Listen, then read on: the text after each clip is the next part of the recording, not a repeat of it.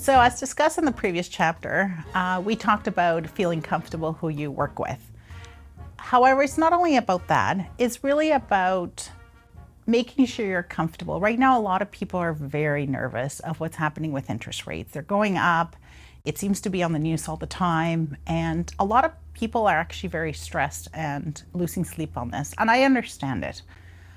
But it's really about being, again, getting the right information, getting the right advice. So we're going to talk a little bit about the difference between variable and fixed rates and what's going on in the market. So hopefully this will give you a little bit more insight into it.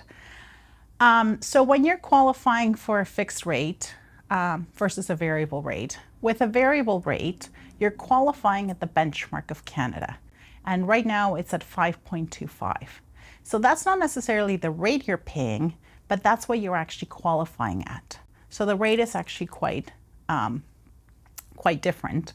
With a variable rate, there's the prime rate minus a discount. Sometimes it could be plus instead of a discount, but right now, and for the longest time, it has been a discount.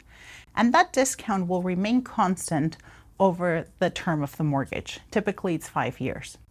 With a fixed rate, that means you're going to have that rate over the next 5 years. And regardless what happens to the bond yield market or whatever happens to prime rate, your rate is going to remain the same and your payments will remain the same. So the fixed rates and variable rates are dependent on two different things. The bond yield market is in the highest it's been in the last 14 years. Variable rates are actually dependent on the Bank of Canada overnight key lending rate. So if the Bank of Canada increases their overnight lending rate, that means prime rate increases. And it depends on when they increase. The Bank of Canada meets 10 times a year, and they determine, based on what's happening with inflation, if prime rate goes up or down. This year, there has been significant increases, and we are expecting to see further increases down the road. The reason it being is because inflation has reached its highest at 39-year history, and that is what is causing rates to come up. So there's just too much happening that is actually causing for inflation to go up, and the Bank of Canada is having to do something with it. The reason they're having to keep increasing prime rate and the speed they're doing it is because they have to keep up with inflation of what is happening. However, if that doesn't happen and they keep doing it, they keep doing the increases the way they are, what is going to happen is eventually we're going to get to a recession in 2023 or 2024, which means either rates will come down or they will maintain where they are. That's why fixed rates would not be the way to go, because on average, a client does something with their mortgage every 3.5 years, whether they decide to refinance or sell or life happens. And if that's the case, you're going to end up getting hit with a huge penalty. Plus, you won't want to be in a very, very high interest rate if interest rates are lower. Now, there's a big difference between penalties between variable and fixed rates.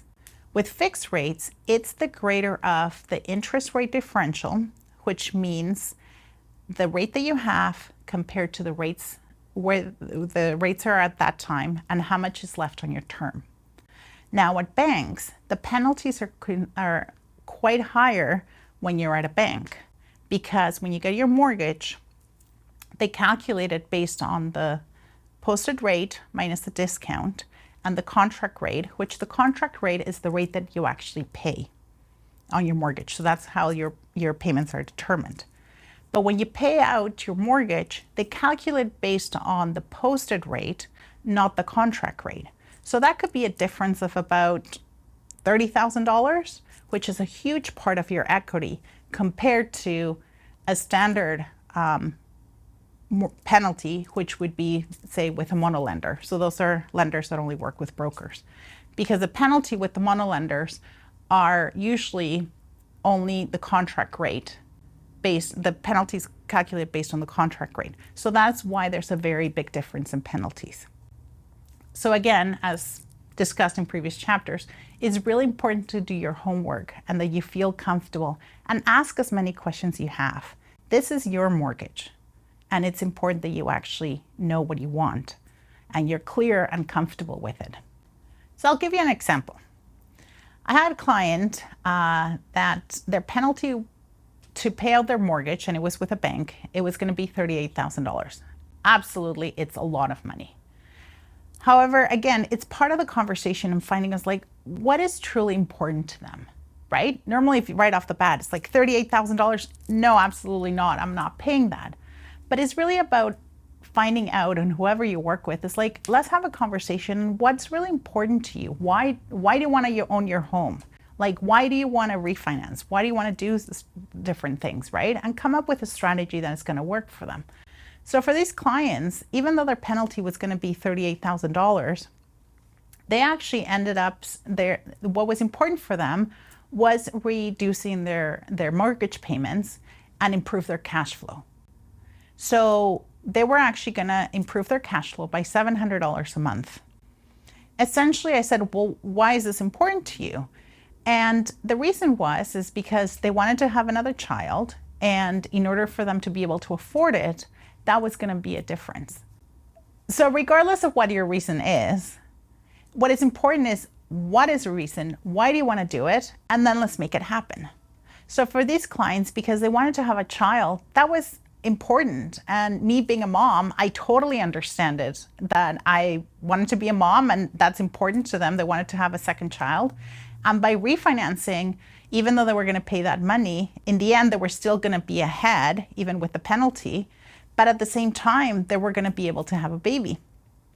And it was really rewarding for me, because a couple of months later, I actually got a message from them saying that they were actually pregnant and they were expecting. So it was really, really exciting. So again, it's about making the right decisions and making an informed decision. And again, making sure you're comfortable through the whole process. So as rates continue to increase, is really about having the right strategy and being proactive about it.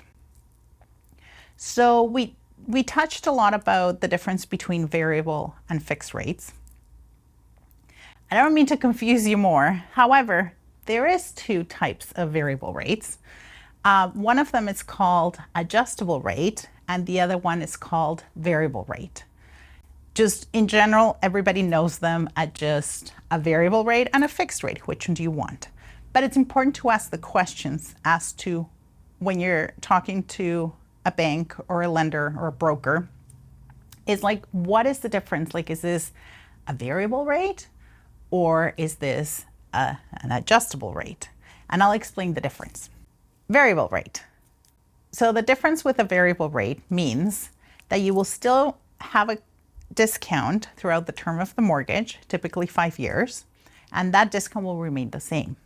However, as prime rate increases or decreases, your payments are going to remain the same. So they're not going to change. However, because right now with inflation and as it keeps coming up, what is happening is prime rate is going to continue increasing, but your payments, as they remain the same, it means you're going to end up paying more interest and less principal. Then eventually it could get to a point, if it increases too much, that you might just be paying interest only. This also means that your amortization period is going to increase, which is the life of your mortgage. So essentially, you're not really paying down your mortgage because you're just paying interest only. And that's okay, but it's important that you actually realize that difference, especially is like, what is more important to you? Is it more about cash flow, or is it really about paying down your mortgage? Ideally, we want both, but just the way the market is right now, it's really analyzing, it's like, what is more important to you? And from there, finding what is the best option. The other mortgage is the adjustable mortgage, which means that as prime rate continues to increase or decrease, your payments are going to adjust to ensure that you actually keep paying your mortgage and you keep paying principal plus interest.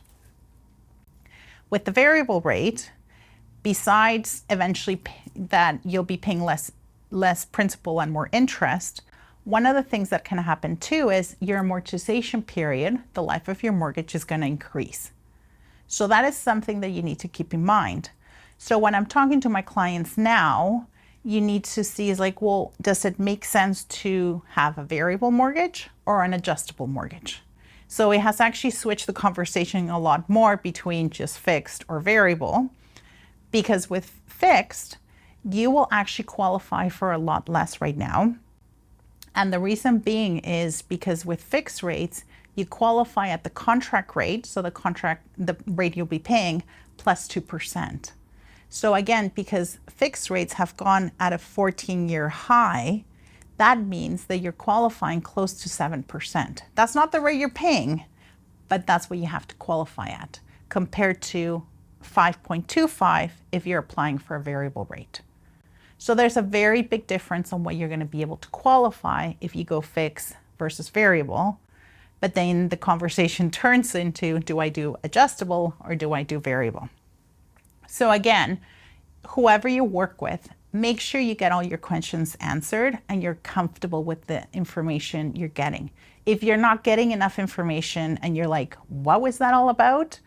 Then ask more questions. And if you're not getting the answers you still need, then go somewhere else. This is a very big decision and I want you to be comfortable.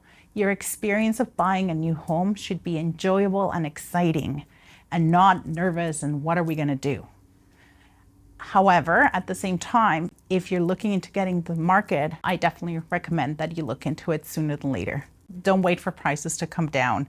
There might be a slight correction, but they're going to continue on.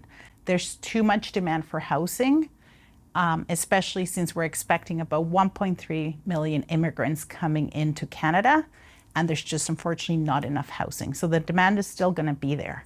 So if you can get into a home earlier, definitely the better. But be comfortable who you're working with.